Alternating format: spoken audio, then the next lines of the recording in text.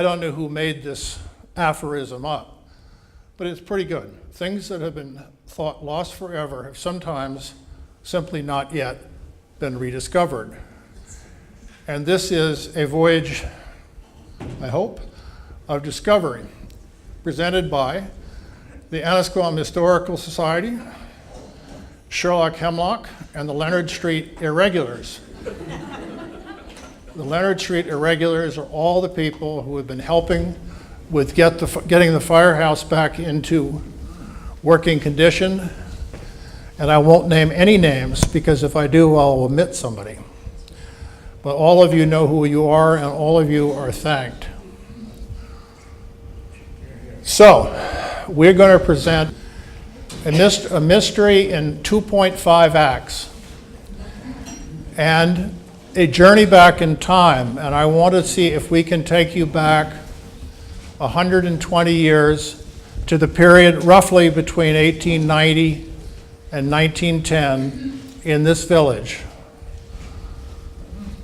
I've looked at so many images, I believe I could walk down the street here in 1905 and know half the people I met and who lived in every house. The amount of information is astonishing. Now, we have some guests. We have our very own Sarah Hackett, who has an incredibly important role in this, even though she hasn't yet figured out what it is.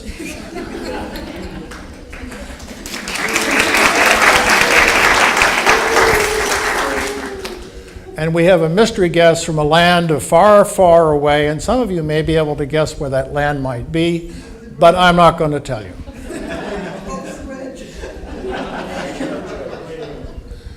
Elner didn't want me to put this in, but I put it anyway because it's one of my favorite short bits from Shakespeare, the prologue of Henry V. He says, "Admit me chorus to this history, who prologue like your humble patience pray, gently to hear and kindly to judge our play." Now, here's the background. There were a very large number, probably on the order of 2,000 glass plates and prints in the firehouse, and I would say gently, as a considerable state of disarray. We then tried to stop them being in disarray and put them in array. And this involved scanning the glass plate negatives and scanning the prints. In the process of doing this, a completely unlabeled collection of boxes of glass plate negatives, mostly 3 by 4 inches, appeared. They were not labeled in any way as to who took the pictures. Many of our pictures were taken by known photographers. Martha Harvey down on River Road, people from up on the Heights on Cambridge Avenue. Some were guests, some were people who ran an inn. But these were completely anonymous and no idea. And when you look at a scan, you start to look at what's in it. You look around the edges, and it became clear to me this was not any of the photographers that we knew. The pictures were taken all year round. Most of the other photographers went somewhere away. They went to New York or Cambridge or wherever they came from. Most of the images were taken right here in the center of the village. They were what I describe as ordinary people doing ordinary things, not too many people in fancy summer dress. And many images showed the same people, especially some children who were recurrent in the plates as we went through them. So the question is, and this is Act 1, our mystery photographer, who is it? Where were the pictures taken? When were they taken? And how did it happen that we ended up with these boxes of glass plates in the firehouse? And I think we can provide you answers to all of them. This would be a fairly typical picture that showed up in these boxes, taken on Leonard Street at the intersection of Walnut Street. It's probably around 1905. We have power lines, but when you look at the negatives and they bear incredible enlargements, what did I do with my laser pointer? Down here, we have a pump. There were 2 pumps on Walnut Street, one across from the firehouse and one right here. They're still in place, suggesting to me that the water main had not yet been put into Gloucester. If you really get a sharp eye, you'll see that the topmast of the flagpole in front of the schoolhouse has been housed for the winter. Look at this dapper gent. He looks like he comes straight out of central casting for Major Smith from the Queen's Own Highlanders in a movie made about World War II in about 1948. And I will let the cat out of the bag and tell you this is, Sarah? This is Dr. Rowley. And he was... It's pronounced Rowley in those days. Now, wait a minute, you told me it was Rowley. Oh, sorry. Don't, give her the microphone. Give Sarah the microphone. Sorry, it is Rowley. It's that people say Rowley. I know, I've spent half the summer telling people in Lanesville they don't know how to pronounce the name of their own town street. So this was a GP in the center of Lanesville, Dr. Rowley, and strangely enough, oddly enough, he was, in fact, English, and ended up signing death certificates for most of the people that I dealt with in this research. Now, look at this lady. We don't know who she is, but look at her hat and look how pleased she is, presumably with a hat, not so much to be photographed, but just generally happy person. Ordinary people doing ordinary things. And whoever the photographer was either unwise or courageous enough to walk out into the middle of the cove at about half tide to photograph a schooner tied up to what is now the large new house, the boat liveries in back, in there, and Margaret Fitzhugh Brown's studio is here. The schooner is named the Charles Dyer. And anybody in this room very fond of MGM musicals? All right. Now this is a test so you can make the same association I finally made. The little girl with the fancy hat standing here was taken by the photographer in a series of about 8 poses, one after another, right at the end of the bridge. And I looked at her for a long time, and finally, after about a year and a half, she reminds me of one of the little girls in the movie Gigi. Before the little girls grow up, they're playing in the park. And my theory here is that this girl is going to turn out to be important. And in fact, this little girl gives us the thread for the whole story. Now, I'm going to show you an image, and I'm going to let you tell me where the picture was taken. And you can do it because it's within 100 yards of where you're sitting. I'll give you a clue. And I did promise you a Surrey with a fringe on top. And here we have a Surrey, and there we have the fringe.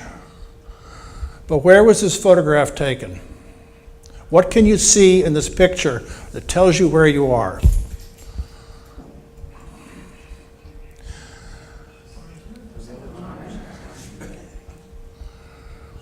How many hip-roofed houses do we have in Annisquam?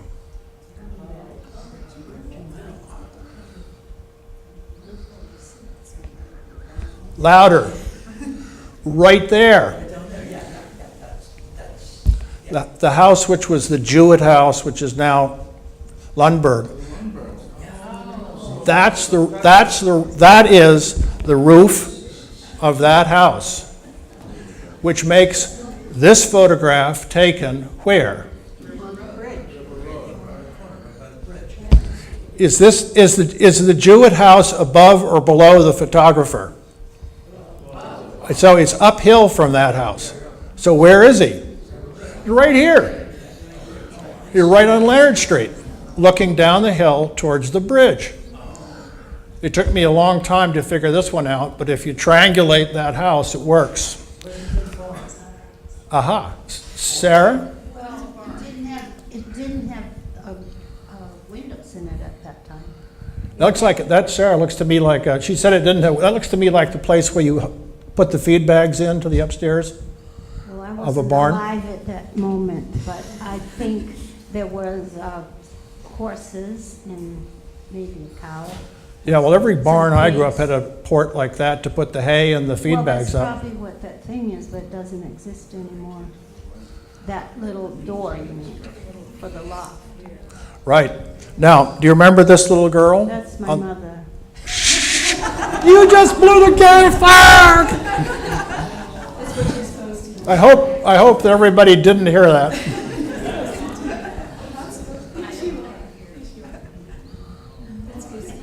Now, the little boy and the little girl sitting in the front of the surrey, right there, they are more or less joined at the hip through all of these photographs. And Sarah eventually told me that this boy's name was Daniel, and it took 20 years before she figured out his real name was Daniel. And here are the little girl and the little boy, and they're front and center, right in front of the photographer. And in most of the pictures where they are, the photographer has centered these two kids, suggesting to me that there might have been a connection between the photographer and the two little kids. Now, this picture showed up, and there is our girl again, sitting on somebody's front stoop, playing with the dolls. And I looked at this and thought, I don't know, it's somewhere here, but I don't know which house it is.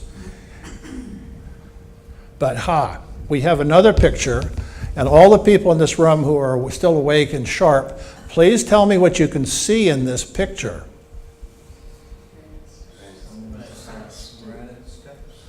They're granite steps, you're quite right, and one of them is, the top one is really quite tall compared to your average step. What else can you see in here? What do you see down here? Oh, the daddy's picture. Photographer. That's the photographer. And what is on his or her head? A fedora of some sort, presumably, which makes it likely that the photographer is of the male persuasion, since at this time there weren't a lot of ladies wandering around. There might have been one, but there weren't a lot of ladies walking around Annisquam wearing fedoras. So we have a male photographer, we have a front stoop that's quite high, we have side lights, and it's hard to see in this corner, but we see in other pictures, we have a brick front walk. Now, I am in New Zealand trying to figure out where in the heck this is, and wandering around Annisquam with Google Maps, looking at all the houses, looking for a house that has 2 granite steps, the top one of it is high, side lights, and a brick front walk. And look what we finally found. 2 steps, this one higher than the other, a brick front walk, side lights. This is number 31 Leonard Street. So I'm still in the little dark a little bit as to what's going on here. So one of the wonderful tools we have now are the US Census.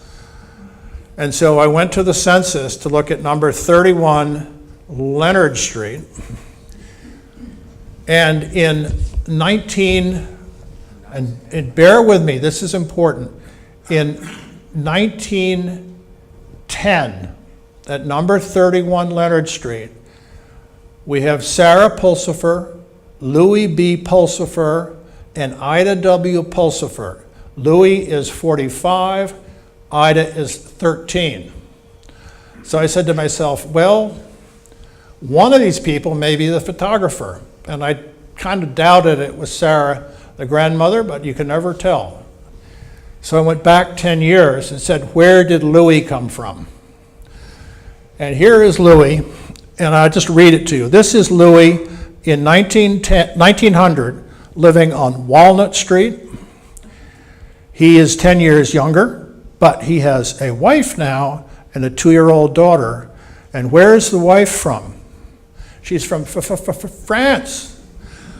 So Louis has a French wife, a 2-year-old daughter living on Walnut Street. Remember Thank Heavens for Little Girls? It wasn't as far-fetched as it sounds. And then there was a little bit of an accident across the street at number 31, and the fire department came, rescued the house, and the owner of number 31 said, there's something up in the attic. I don't know what I'm looking for, but it couldn't quite reach it. So she asked for a box to stand on. And Sarah, if I get this story wrong, kick me and correct it with a microphone. Asked for a box to stand on. Somebody gave her a wooden meat box, which she could stand on. And after that exercise was over, she looked in the box. There were another 145 glass plate negatives, plainly taken by the same photographer. And to me, that meant it has to be Louis, because I don't think it was Ida, since she was in all the pictures, and I think Sarah was a little too old to be taking, Sarah C. was a little too old to be doing this photography. And I was very surprised that, oh, there's the box. I was very surprised that they survived the smoke. and the water, and the fire department. Yeah, but there wasn't a lot of water in the attic, but the smoke was dense. Well, it shows you how But tough. I love that box. I wouldn't give you the box. I know what because we got the negatives in the wooden box, but there was some kind of a long leash attached to it that had to be returned to number 31 Leonard Street on the pain of death. So at this point, I decided that the cat was out of the box. And this is Sarah's cat, Max? Yes. Sarah's cat, Max, out of the box, and Sarah came over very kindly, sat in my upstairs room. We looked at 300 glass plate negatives on the screen, and finally she said, this one, she said, that's my grandfather. and that's Louis. And notice the fedora. So he's the guy, and this is the genealogy on this. Sarah, the woman who is 72, Louis, mugging for the camera, his daughter Ida, who is Sarah's mother, and Martha Aimée Guignon Pulsifer was Ida's mother. Now, what are the Smiths doing in here? Well, you might ask, but it would be fair to say that the marriage did not last for very long. That's true. But I need to tell you one little story, and that is Can people hear Sarah? he wasn't always called Louis Bell Pulsifer, because his mother, who isn't pictured, oh, Sarah, there she is at the top. Sarah C. Pulsifer married the pastor of the Annisquam Village Church. Did everybody catch that? Am I not talking loud now? You are now. The lady I was named for, Sarah C. Pulsifer, who was my great-grandmother, she married the pastor of the Annisquam Village Church, who turned out to be a ne'er-do-well. He was the pianist, or the organist. I didn't know if they had an organ then, but she was the pianist. And they got together and they got married.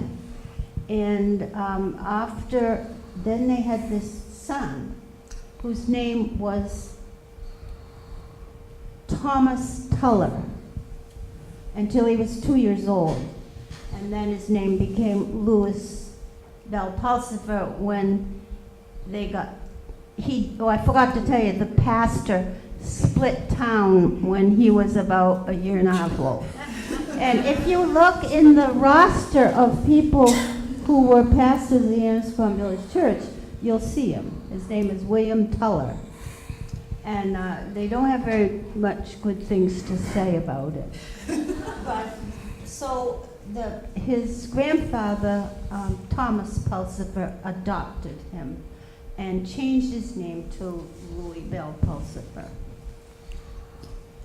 And my grandmother, Marthe Guignon, married, well, you want to talk. Well, we're gonna let the Smiths out of the bag after having let the cat out of the bag. Here we come. But before we get to the Smiths, was an incidental finding that Sarah's grandfather, Louis, rescued the stagecoach. And this is from I'm going to read it because nobody can read it from where you're sitting. This is from a typescript by Ruth Pappas, dated 1976. When the coach was given up as a means of transportation to and from Gloucester, it was taken to Riverdale and sold to Edward Day, a farmer in Riverdale, who housed it in his large barn.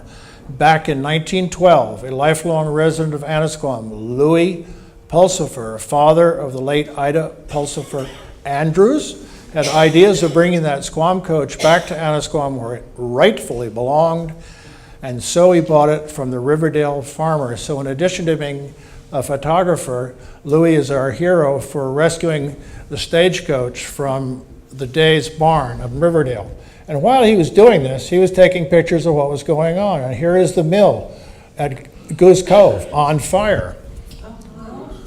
And here is our Christmas card at the Village Hall. This is a Louis Bell Pulsifer photograph. And we're back to the Surrey with a fringe on top. Remember Ida? Ida landed on her feet, right, Sarah? I mean, sorry, not Ida. Ida's mother landed on her feet. Yes, you did. And will you want to explain a little bit about that for me? Because I'll tell you who's in the picture, and then Sarah can. On the left is Ida, Amy in the middle, and a new child named Smith on the right. Must have been Philip. Well, I guess things didn't go well with the marriage from the beautiful woman from France, because Sarah, who was jilted by the pastor, spent her whole life in the house where I live, and that was her only son, and she didn't want any other woman having him. So that was off to a bad start. Anyway, they got divorced in 1999, I think, which was rather unusual in those days. And he set her up in a boarding house up on Squam Rock Road there. He leased it and then bought it from whoever owned it, I don't know. I have the papers up in the attic, and so she took in summer boarders, as they used to say in those days, and families from Cambridge were very fond of coming to Annisquam. And so one family named Smith came from Cambridge, and he was a professor at the Brown and Nichols School. He taught French, guess that. So that's how that happened. And there's another Smith in the right-hand corner of this, which I'd like you to ignore briefly, but she's turned out to be quite important. So, Amy landed on her feet, married Frederick Smith, and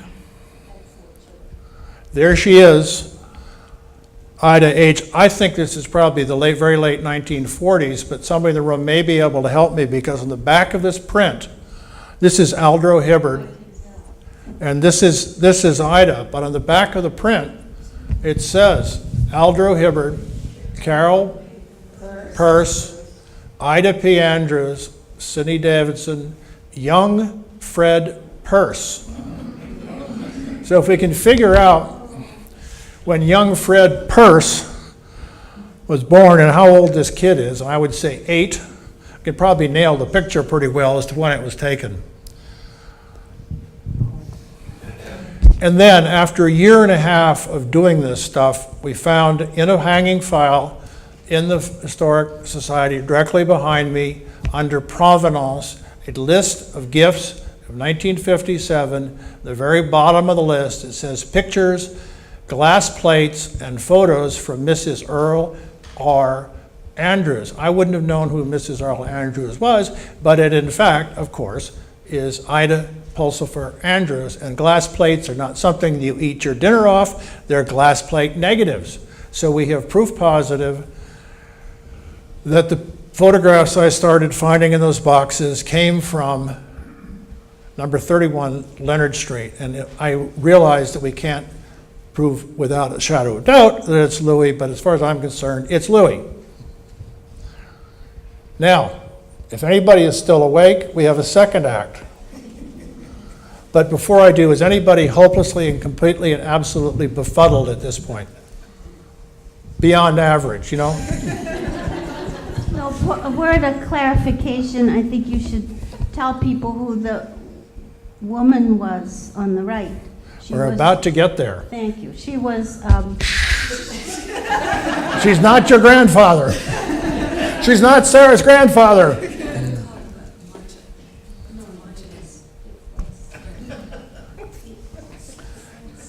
Amid all of the photographs of people sledding and people doing all the ordinary things, this picture popped out. And I looked at this, and I'm interested in photography, and I was struck by this painting for any number of reasons. Technically, the lady is in focus. The lighthouse is just gently out of focus. I like this composition. I love the lady in the hat and the fancy dress. The question then, since we have figured out who the photographer was, who is the lady in the dress? And there is a close-up, and I would think her waist was about 17 inches in this picture. She's got in her left hand a palette, in her right hand a paintbrush. She has the obligatory umbrella shielding her painting, but she's outside painting in a fancy dress in what is probably 1905. As you will find out from my wife in a minute, that's a little unusual. So who is she? I know who I would like it to be.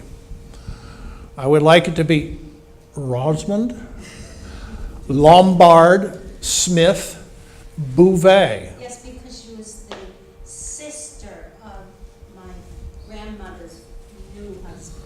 And there she is. Frederick and Rosamond were brother and sister. She turned into a Bouvet later in life, as Rita will tell you.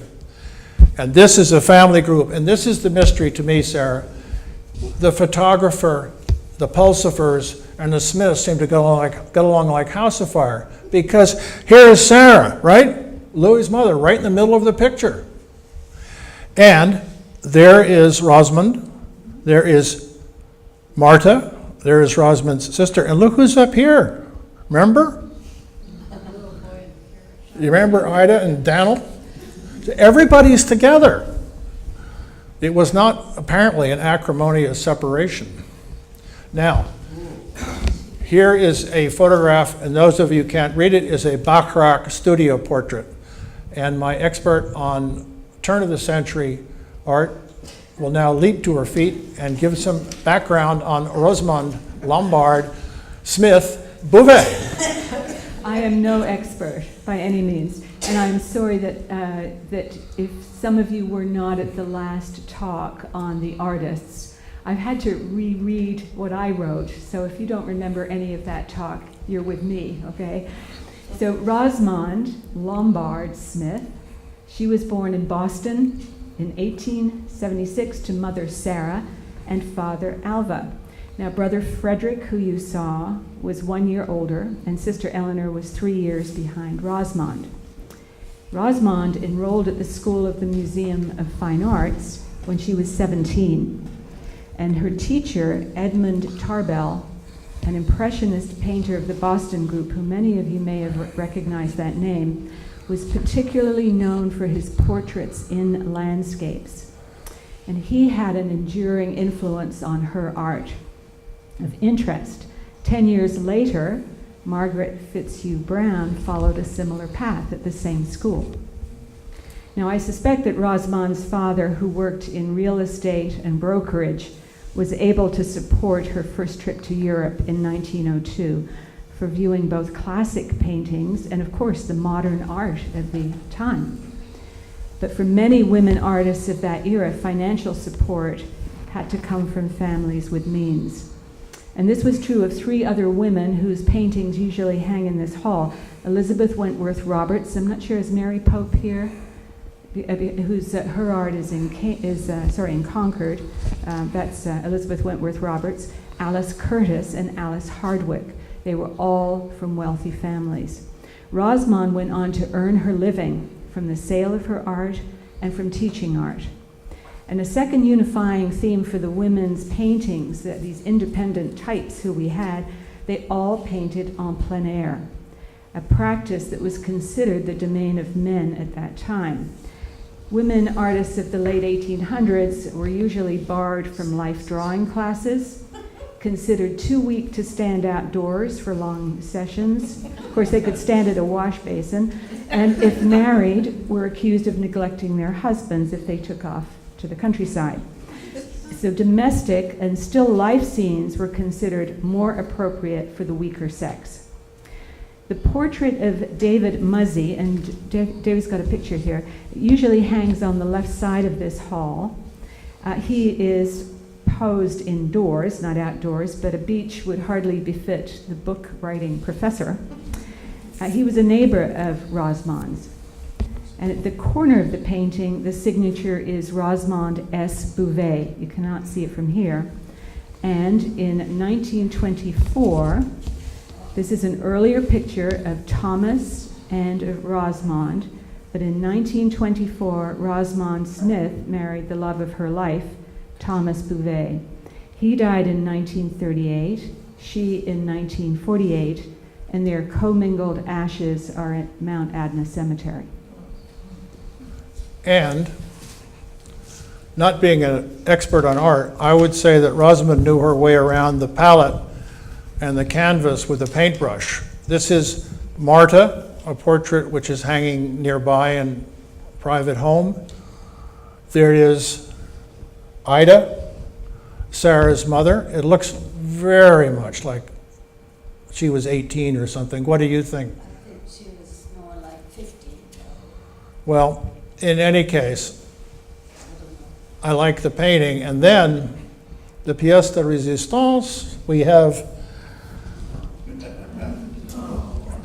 have Sarah, our very own Sarah Hackett, and her sister Winifred, painted by Rosamond. And I think that painting would stand up to any painting of that time period of this style. I'm very impressed. I'd like to find a whole pile of her paintings somewhere under a house. I'd just like to add that I still have that bench, and that was in our backyard, and I was in the first grade in my school, and my sister was in the third grade. And it was very embarrassing because we had to leave and pose. This is the middle of the Depression, right? Well, my mother felt sorry for starving artists, so she kept finding things for Rosamond to do. She's a patron of the arts.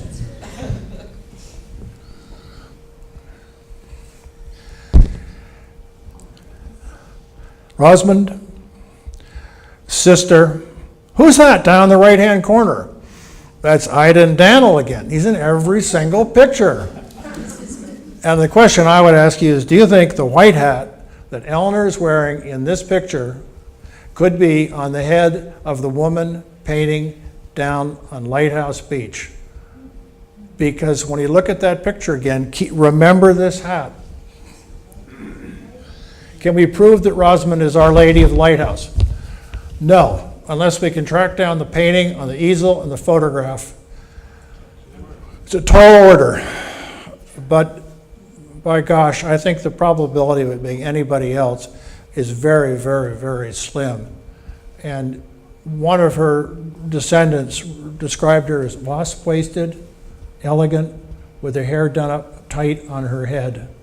And that's the lady in the picture. There she is. Case closed.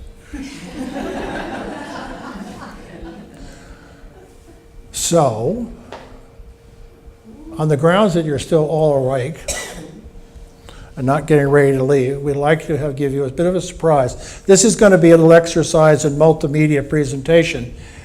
Initially, it's going to be by photography. A good friend of ours, an Englishman who lived in Australia, now lives near us in Queenstown, New Zealand, is going to join us in a few minutes.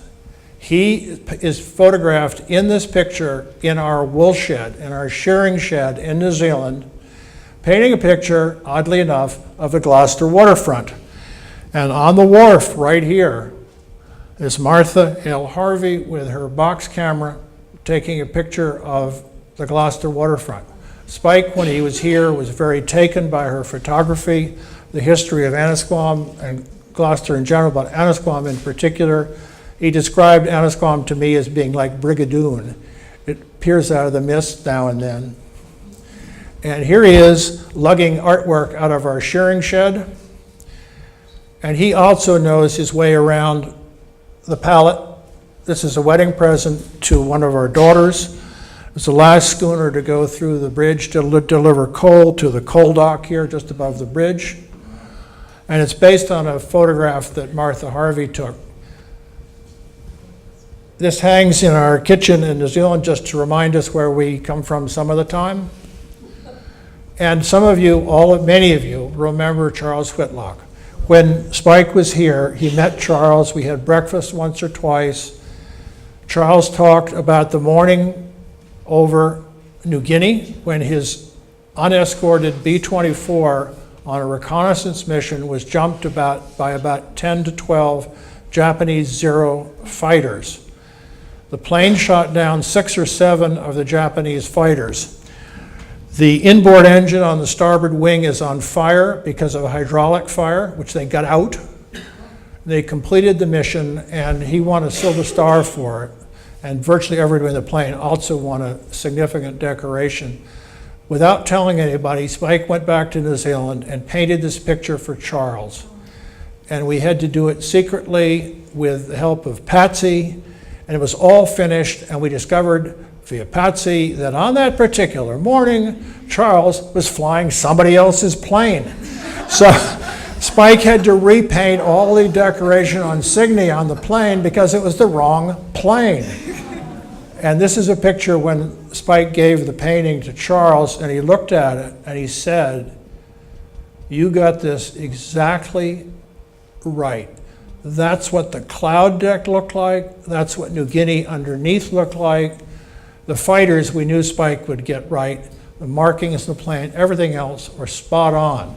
So he has a very soft spot for Annisquam and the people in it. And on the wall of our dining room is his picture of the Gracell Fears, the schooner from Gloucester from which Howard Blackburn went adrift in the snowstorm, being towed out. And I just like to point out, for those people who are doubters about it, look at these two ladies in long dresses. When he first did this, said nobody would do that, but they did. And for all I know, this is one of the women with a box camera. I just made that up. He also knows the way out with water, and I showed him this photograph. And at this point, we're going to see if we can pipe Spike to join us here. Has he been successfully listening? I think so. So you'll sign off, and I will try FaceTime, and we'll say a little prayer that the black demon of audiovisual presentation doesn't rise from his crypt, open the lid, draw the stake of holly from his heart, and screw this all up.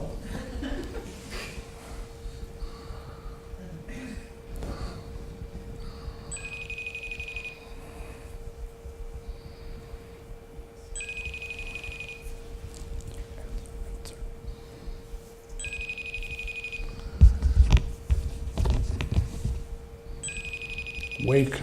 Connecting, there we go. Voila!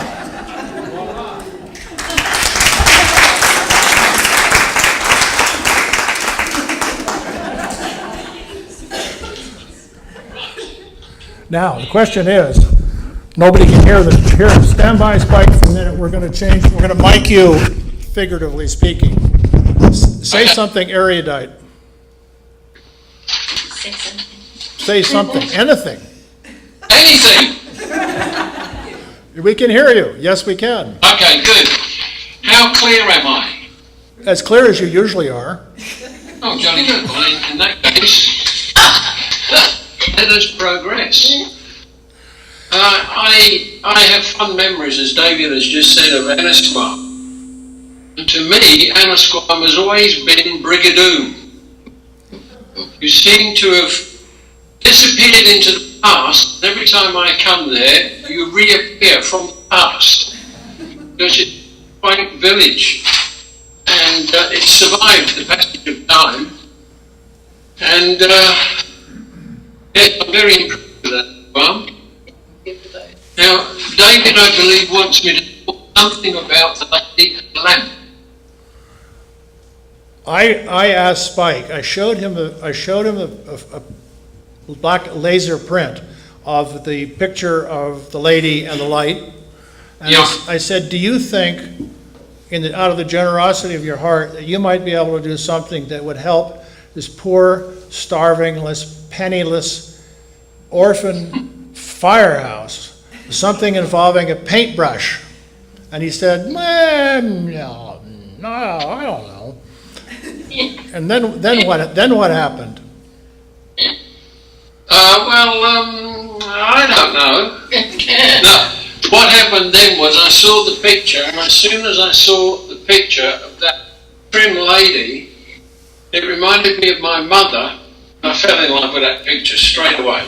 And I thought, I am going to paint this. It's not my usual thing to paint ladies on beach without them knowing. So I always felt as if I were interloping into her situation. It was a rather bizarre sort of a feeling. Now, ordinarily, I tell stories and I don't paint from feelings and emotions. If I have a feeling or an emotion, I go to the toilet as quickly as possible. So then I come to the realisation that there's a great story in this picture. And I believe David's got pictures of the. Let me see, Spike, if I can minify you and call up the presentation again. And we will see what you did, which is a photograph of oil painting, which is for us, for the Historical Society. And it is the Lady in the Light. And Spike, you'll tell just a little bit, and I think we'll be able to hear you, about how you composed it and so forth. Yeah. Speak. Okay, speak. Even though The image itself, photograph that's so quaint, I thought was a little bit spread out. The lady was small, the light was even smaller. I thought, how can I get the two of them together? So I imagined myself just behind her, changed the whole situation by changing the perspective. So now it's about the lady more than the light. And so I drew that up very quickly. I drew it with a pencil. Now, Spike, we just put up your two black and white drawings that you did to make this painting, the small sketch and then the larger one. Yeah, the small sketch, I had to get that out of my head as quickly as possible. So I always draw something, get the story, draw it quick. Once I see how it works, I then get a photo of it up to that I want to paint. And that's how I produce the beginning of. Well, I think at this point, unless somebody disagrees, it would probably be a good time to actually unveil the lady. Okay. So stand by. I was hoping that, no. Well, if I stand by, I'll disappear, Dave.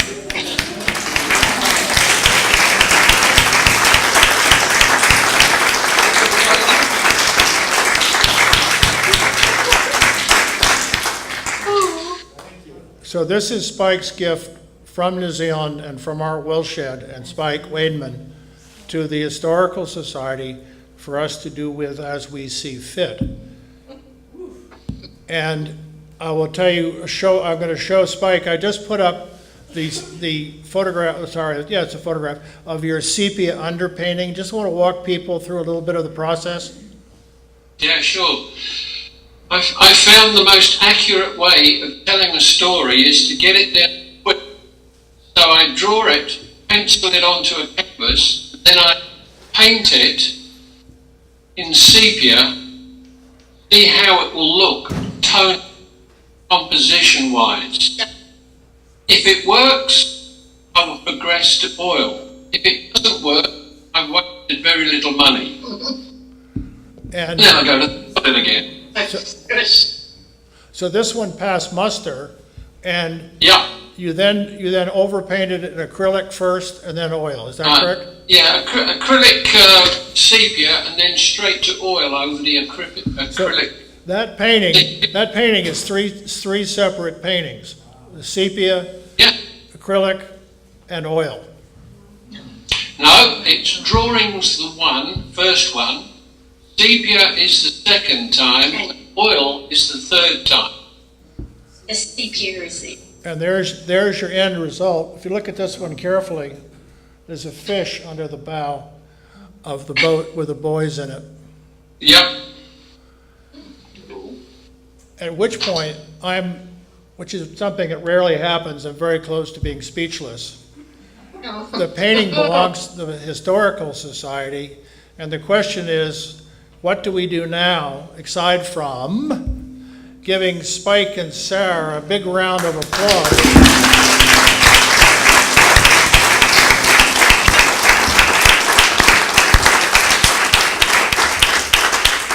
I don't know about anybody else, but I'm impressed. And not only am I impressed, but I'm done. Thank you, David.